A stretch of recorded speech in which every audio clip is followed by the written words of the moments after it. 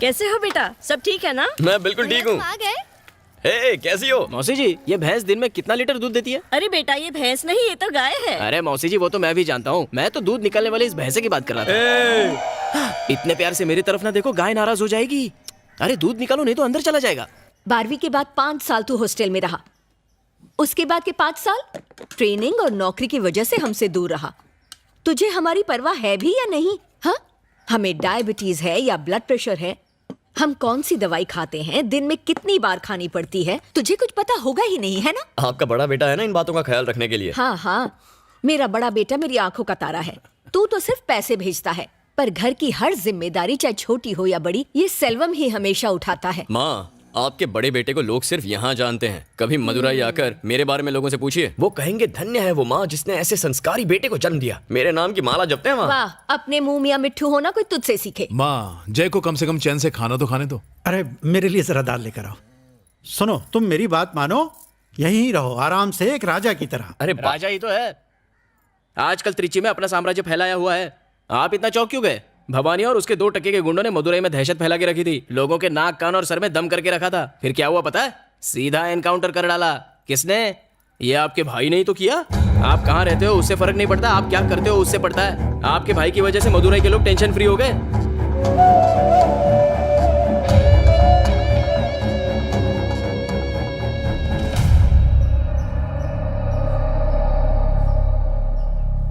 मेरे दादा रामास्वामी एक फ्रीडम फाइटर थे। उन्हें 4 बार मिनिस्टर बनाया गया था। एकदम ईमानदार और नेक आदमी थे। पुलिस स्टेशन में तुमने मेरा नाम क्यों लिया? इसलिए क्योंकि परम मेरा अच्छा दोस्त है, उसे छुड़ाने के लिए। नाम कमाने में इंसान को सालों लग जाते हैं, पर उसी को मिट्टी में मिलाने के लिए 1 मिनट भी नहीं लगता। मुझे माफ कर दीजिए पिताजी, आज के बाद मैं अपने मतलब के लिए कभी आपका नाम इस्तेमाल नहीं करूंगा। उसके बाद से मेरे पापा ने खुद को पॉलिटिक्स से दूर रखने का फैसला किया। मेरे दादा के गुजर जाने के बाद कई पॉलिटिशियंस ने मेरे पापा को उन्हें सपोर्ट करने को कहा, पर उन्होंने मना कर दिया। क्या मैं बाहर वाला हूँ जीजाजी? आपके पिताजी के बाद क्या हम में से कोई पॉलिटिक्स में नहीं जाएगा? मुझे माफ करना चिन्ना, मैंने अपने पिता से वादा किया था कि मैं पॉलिटिक्स में कभी नहीं जाऊंगा।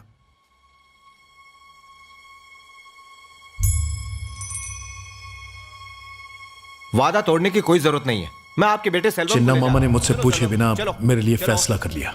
उस दिन से मेरी जिंदगी पूरी बदल गई। चिन्ना मामा को जिताने के लिए मैं हर दरवाजे पर वोट मांगने गया। तब मैंने जाना कि लोग मेरे दादा की कितनी इज्जत करते हैं। उस इलेक्शन में मेरी वजह से चिन्ना मामा जीत गए। अगले 4 सालों में उन्होंने दौलत, शोहरत और रुतबा कमाया। ऐसे पैसे और पावर का क्या फायदा? हमारी बिरादरी के लोग सिर्फ रामास्वामी के परिवार को ही पूछते हैं। जो भी हो, अगर वो परिवार आपकी मदद नहीं करता तो आप इलेक्शन नहीं जीतते। रामास्वामी के परिवार को अपनी तरफ करना ही होगा। तुम जाके सेल्वम के दिमाग में पॉलिटिक्स का कीड़ा छोड़ो। इस इलेक्शन में तुम्हारे लिए करोड़ों रुपए बहा दूंगा। अरे गहरे तुम्हारे दादा का नाम लेके जीत जाते हैं, फिर तुम खुद इलेक्शन क्यों नहीं लड़ते? तुम अगर लड़ना चाहते हो जरूर लड़ो, लेकिन एक बात याद रखना, पॉलिटिक्स में कमाया 1 रुपया भी मेरे घर में नहीं आना चाहिए। और हाँ, मुझसे किसी भी तरह की मदद की उम्मीद मत रखना। ठीक है पापा। मैं ये सोच के इलेक्शन में खड़ा हुआ कि मिस्त्री सेठ मेरा पूरा साथ देंगे, लेकिन उन्होंने मुंह मोड़ लिया। उस वक्त मेरे दोस्त लाल ने मेरी मदद की और दिन रात मेरे लिए प्रचार किया। मैंने हर बड़े के पैर छुए, उन्हें इज्जत दी, लेकिन मेरे दादा के नाम के बावजूद चिन्ना मामा के पैसे की ताकत के आगे मैं टिक नहीं पाया। वो भारी मेजॉरिटी से जीत गए। सिर्फ नाम के जोर पर कोई जीत नहीं सकता सेल्वम, पैसों की भी जरूरत पड़ती है। ये 1000 का नोट रख लो, ये तुम्हें पैसों की याद दिलाता रहेगा। हारने के गम से ज्यादा हर अहरे कहरे की नसीहत मानो मुझे कांटे की तरह चुभती थी। जो भी होता है अच्छे के लिए होता है सेल्वम। पॉलिटिक्स आसान चीज नहीं होती। तुम्हारे इलेक्शन हारने की वजह से मेरी सहेलियां मुझ पर हंस रही थीं। पॉलिटिक्स आप जैसे लोगों के लिए नहीं बनी है भैया। सब कह रहे हैं कि तुम्हारी हार एक तरह से रामास्वामी की हार है। अपने खानदान पर कोई कलंक ना लगे, इसीलिए मैंने कभी पॉलिटिक्स ज्वाइन नहीं की। पॉलिटिक्स में कुछ बड़ा करने की चाह ने मुझे अंदर से झकझोर दिया था। मैं हर उस इंसान को नीचा दिखाना चाहता था जिसने मुझे जली कटी सुनाई थी। पॉलिटिक्स में पैसों की अहमियत को मैं जान चुका था, इसीलिए मेरे दोस्त लाल ने मुझे भवानी से मिलवाया। हमने शहर के हर बिजनेसमैन से पैसे मांगने शुरू किए। जो पैसे नहीं देता हम उसका कत्ल कर देते। इलेक्शन लड़ने के लिए हमने बिजनेसमैन से 30 करोड़ रुपए वसूल लिए थे। उसके बाद मैंने लाल को जानबूझकर चिन्ना से नजदीकियां बढ़ाने को कहा। अब मैं चिन्ना के करप्शन के सारे पैतरे अच्छे से जान गया हूं। मैंने ठान लिया कि अब मैं मिनिस्टर बन के ही दम लूंगा। सुनिए सुनिए, आपका फोन। हेलो सेल्वम, जिस पुलिस वाले ने भवानी और उसके आदमी को मारा वो और कोई नहीं बल्कि जानता हूं मेरा भाई है। अब हम क्या करें? उसे सिर्फ सब इंस्पेक्टर के मर्डर के बारे में पता है। कल वो त्रिची वापस जा रहा है, घबराने की कोई जरूरत नहीं है। रखता हूं। ठीक है।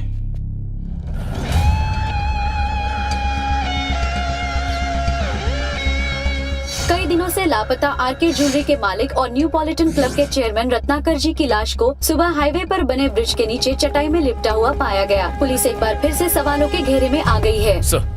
आओ एसीपी जय, हमें लगा भवानी की मौत के बाद सब कुछ ठीक हो जाएगा, लेकिन हमारा सोचना गलत था। मेरा दोस्त उनका शिकार बन गया। सुनो जय सर, मैं चाहता हूँ तुम इस केस को ऑफिशियली हैंडल करो। Yes sir.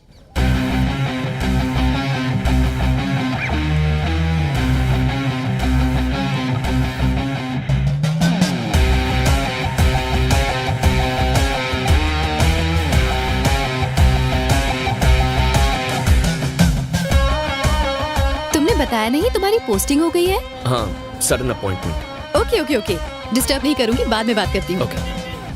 और फर्स्ट मूव, शहर के टॉप बिजनेसमैन के साथ मीटिंग करनी होगी। ये मीटिंग अरेंज कीजिए। मैं जयंत स्वामी हूं, असिस्टेंट कमिश्नर ऑफ पुलिस। इस केस को अब मैं हैंडल कर रहा हूं। आप लोगों का डर ही उन लोगों की ताकत है। पिछले हफ्ते मिस्टर रत्नाकर के मर्डर के बाद हमने जाना कि भवानी के ऊपर कोई मास्टरमाइंड है। आई एम गेसिंग जल्द ही आप सबको धमकी भरे फोन आएंगे। डरने की जरूरत नहीं, प्लीज इन्फॉर्म मी। पुलिस को बताया था इसलिए रत्नाकर मारा गया। क्या गारंटी है कि हम नहीं मारे जाएंगे? आपको बचाने के लिए हमने अपना एसआई नहीं खोया। आपकी सेफ्टी हमारे लिए सबसे जरूरी है, ये बात ध्यान में रखिए। हमारे पास उन्हें पकड़ने का एक ही जरिया है, आप लोग। आपके सपोर्ट के बिना हम उन्हें नहीं पकड़ सकते। Please cooperate with us. Hey Selvam, तूने बोला था तेरा भाई हमारे मामलों में टांग नहीं अड़ाएगा। वो तो हमारे पीछे ही पड़ गया है। हम सब फंस जाएंगे। एक काम कर सेल्वम, सबसे पहले उसको ठोक। भाई ऐसा मत कीजिए भाई। ए, तू क्या बक रहा है बे?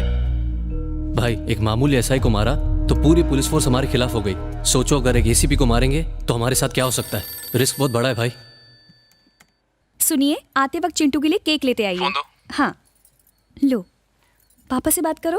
पापा मेरे लिए केक लाओ ना। बेटा, दोपहर को जब मैं घर आऊंगा तो लेते हुए आऊंगा, ठीक है ना? बाय बेटा। मेरी बात सुन सेल्वम। सुन लाल, 6 महीने बाद इलेक्शन है। तब तक बिजनेसमैन से जितना माल वसूल सकते हैं वसूलेंगे। इससे पहले कि मेरे भाई को पता चले, हम काम को खत्म कर देंगे। हाँ बोलिए। क्या सर, पुलिस मीटिंग करने जा रहे हैं? आप कौन?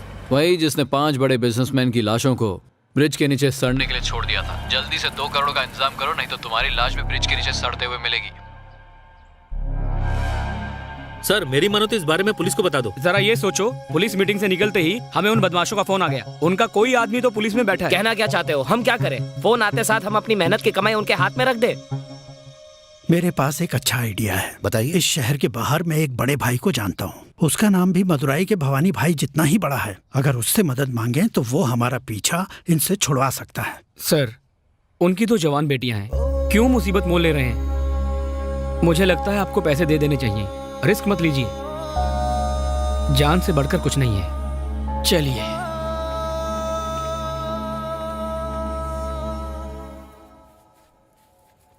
जय। हाँ भैया। कहाँ जा रहा है? कुछ काम से जा रहा था। मैंने अपनी कार सर्विसिंग में दी है, मुझे जरा मार्केट तक छोड़ दो। चलिए ना। हाँ माँ। तुम्हारे पापा की दवाइयाँ खत्म हो रही हैं, लौटते वक्त लेकर आ जाओगे?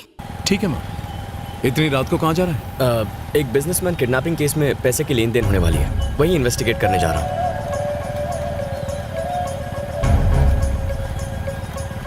बस यहीं मोड़ पर रोक दे, यहीं। चल जल्दी आना भैया। हे आदि। हाँ भाई। मेरे भाई का पीछा करो और मुझे खबर देते रहना। ठीक है भाई।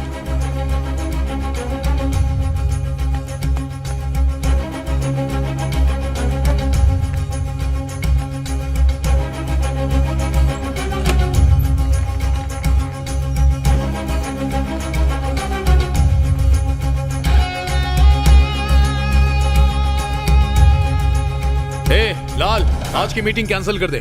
क्यों, क्या हुआ? मेरे भाई को हवा लग गई है। इम्पॉसिबल। बिजनेसमैन ने अपने मुंह से एक शब्द भी नहीं बका होगा। एक नंबर का फट्टू है साला। ए, तू कैंसिल कर। भाई। मेरे भाई ने मुझे खुद बताया कि उसे इसकी खबर मिल चुकी है। सर, आज की मीटिंग कैंसिल करनी होगी। लेकिन मैंने तो किसी को कुछ नहीं बताया। कैंसिल करनी पड़ेगी। फिर कब मिलना होगा? फोन करके बताऊंगा।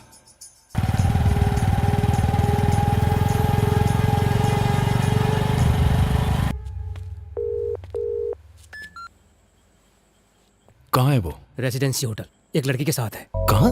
रेसिडेंसी? हाँ भाई। कहो तो वीडियो शूट कर लूं। पागल है क्या? वापस आ। ठीक है भाई। काफी पहले तुमसे कहना चाहता था, सोचा बाद में बता दूंगा। क्या हुआ सेल्वम, तेरा भाई तुझे टोपी पहना के कहीं और चला गया? हाँ, लड़की से मिलने जा रहा है तो क्या मुझे सच बताएगा? उस मनोज सेठ से कल की मीटिंग फिक्स कर ले। ठीक है भाई। खाली फोकट टेंशन दे दिया। गुंडा था तब आवारा कुत्ते जैसे छू छू भागो यहाँ से करती थी। जैसे ही पता चला पुलिस वाला है, पालतू पपी की तरह गले लगा लिया। ये कुत्ता पहले घाट का था, अब उसके घर का हो गया है। सौम्या,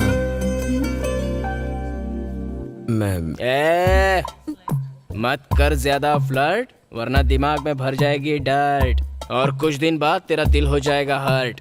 अगर कर दी तूने अपनी लिमिट क्रॉस तो कर दूंगा तुझे out on a full toss. बेचारे की थोड़ी फैमिली प्रॉब्लम है। खोना दे तू अपना होश, बड़ी पते की बात बोल रहा हूँ मैं तुझे, जरा ध्यान से सोच। सौम्या, सौम्या, बोलो ना। बुरा तो नहीं मानोगी ना? नहीं मानूंगी, तुम बोल दो। जरा पास आओ ना।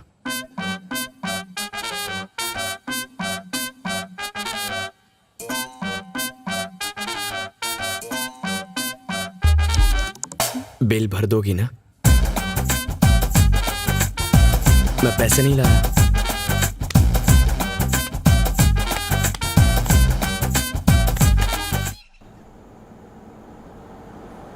सर, सीधा चल और लेफ्ट ले। गाड़ी यहाँ से आगे निकल गई। वो आ रहा है भाई। राइट में जो पावर ग्रिड है, जल्दी वहां पहुंच रहा हूं सर। हाँ बोल महेश। भाई कार क्रॉस कर गई। फोन रख। ठीक है।